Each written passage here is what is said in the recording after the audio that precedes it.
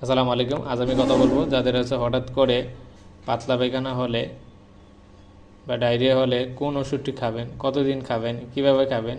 এই ভিডিওতে আমি পুরো বিস্তারিত বলার চেষ্টা করব। মেট্রোনিডাজল যা এমন একটি অ্যান্টিবায়োটিক ও প্যারাসাইট উভয়কে মেরে ফেলতে পারে।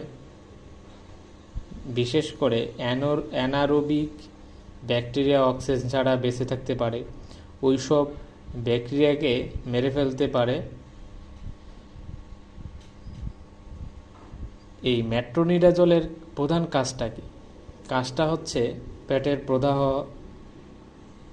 কাজ করে, অন্ত্রের প্রদাহ বলতে কি বোঝায়?